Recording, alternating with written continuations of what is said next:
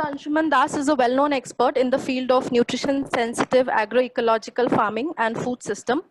He was instrumental in standardizing integrated farming system in India for smallholder farmers through an all-India coordinated program by Government of India called BioFarm. He is currently with Welt Hunger Hilf and teaches agroecology in university. Basically, we need to improve dietary diversity and, of course, reduce the micronutrient deficiency and all this. So one thing that I wanted to focus in this slide is much of the rural India's food intake is basically starch-based. So that is, we had done a kind of a census study in Madhya Pradesh, Orissa, part of West Bengal, and Jharkhand. So it revealed that even if the people have space to grow nutrition garden, the land remains fallow, and most of their dietary intake is basically starch based. So that is another important reason to bring in nutrition garden into this, into their entire farm profile or entire livelihood basket. Next. Yes. So we will basically through nutrition garden we'll try to utilize all the possible space that is there in the backyard, in the front yard. We will try to include not only crops but also backyard poultry, goat rearing, whatever possible. So major focus is definitely to look into the dietary diversity, and a good design of nutrition garden will also ensure that people will have some kind of green vegetable intake throughout the year. So it, if you design it very well, if you plan it very well, every day there should be some amount of food flow in your kitchen from your garden. Next, please. So my next few slides will be basically on this, on the design principles. So on the crop, we will definitely try to include fruit vegetables, leafy vegetables, legumes, tuber crops, spices, and some of the medicinal herbs. Poultry and livestock rearing, if possible, of course, we have to include. It has to be own seed and own input. I mean, in the name of, making them food sovereign, we shouldn't make them dependent on the market for buying food input. So a good gardener should also need to know about how to grow her own, own input like compost and pest repellents, and keep their own seed. And of course, recycling household waste, whatever is coming out of the kitchen, from the house, the gray water, everything has to be reused. So the energy is recycled within the system itself, making it almost a zero input ecological system that way. Next. So I will, next please. Idea on water management. Yes, so I will basically try to discuss about few ideas. So water management is a very important idea. So I think you know about keyhole garden. Keyhole garden, you can see in the picture that it's at the center. I mean, there is a space where you can throw your kitchen waste, you can wash your hands there, and by the gravitational flow, the nutrient from that, it's a kind of a compost pit actually. The nutrient from that center composting area, the water and the nutrient flows downwards. So it is basically a circular garden. Keyhole garden is a very useful design in dry areas. Next. And similarly, there are, next slide please. Yes, similarly there is ideas like pitcher irrigation. So you know, when we give water, before this please. Yes, this one. So so the left side picture is of a pitcher irrigation. So you know, when we give water, when you water the plant, we water on the top surface. So, but the plant drinks water from its roots down below below the ground. So most of the water that we give is basically evaporated.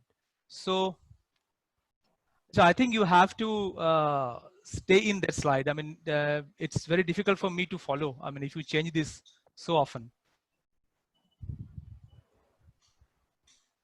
Yeah, so the slide is fine, right? No, but this is not the slide I'm speaking about. Please go back. This one? Go back. No, this one. Please stay here. So I will speak about. I mean, I will tell you when to change. So left one is the pitcher irrigation. This is a technique that has been used by many. So it is basically a pitcher which has many holes, and you are basically watering on the pitcher so that water is released at the root zone of the plant. And the right side is basically mulching. You are covering the topsoil so that it is not exposed to the sunlight. It not only helps you to hold water in the soil, but it also helps you to reduce जितने खरपतवार होते हैं, it helps you to reduce that also. So it can also be through dry mulching. You can do it through dry leaves. You can do it through wet leaves. Even living mulching is also possible.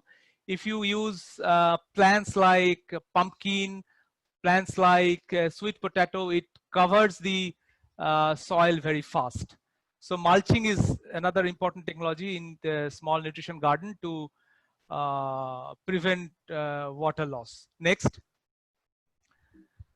So another idea is basically dealing with the crops. So you can, as nutrition garden is basically of a very small space, so you can actually, without spreading it horizontally, you can also spread your garden vertically. So you can actually intensify in this way.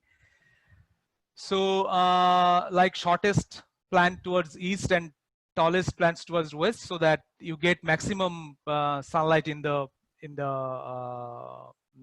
nutrition garden.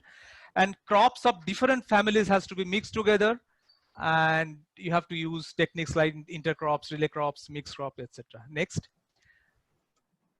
So here I'm showing various techniques like you can use your fence to grow crops. I mean, like various type of fence. You can have various designs of trellis. Trellis is a very common traditional practice, but trellis can be of various types.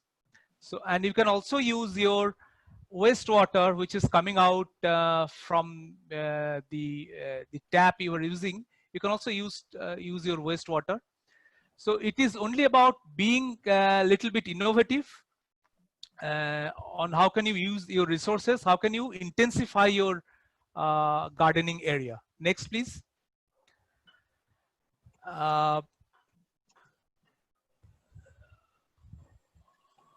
Yes. So even if it is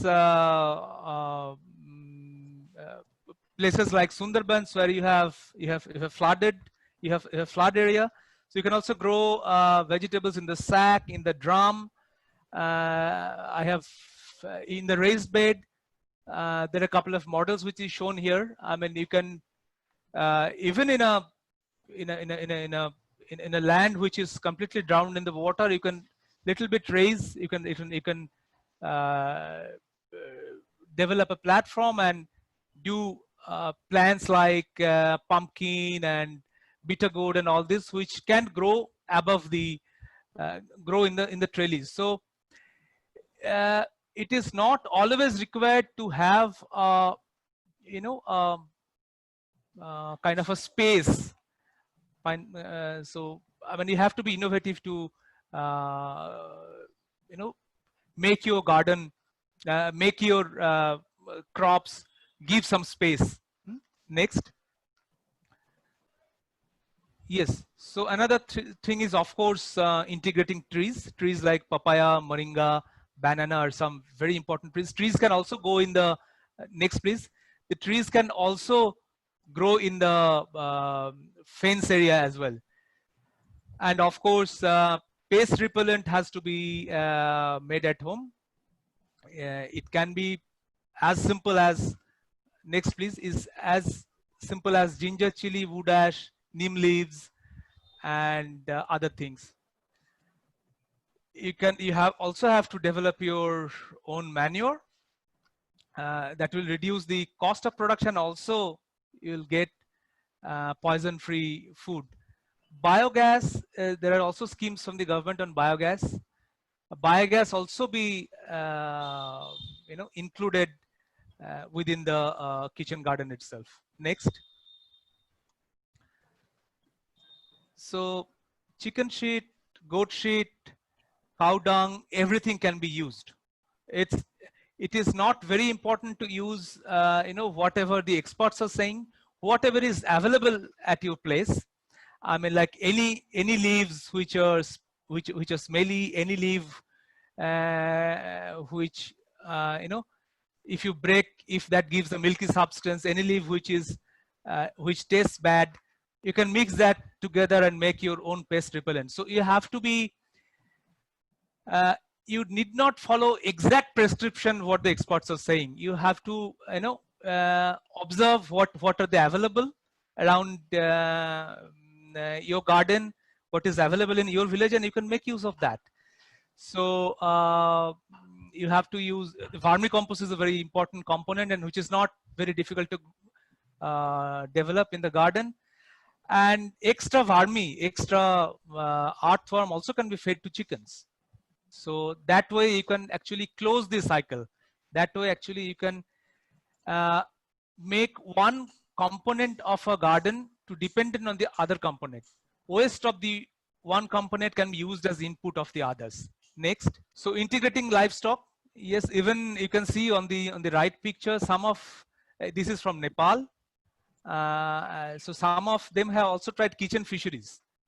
So they are growing even in the plastic ponds. They are growing fish, which is required for their household. As well also can be cultivated. You can also include beekeeping, mushroom cultivation, etc. Next. And when you think about integrating livestock, so a couple of ideas.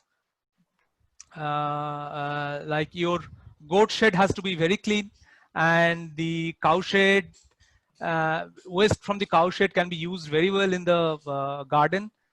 And if you go to a rural household, you will see the goat shed is probably the most dirty place in the entire living area. So goats and cows also need some clean areas.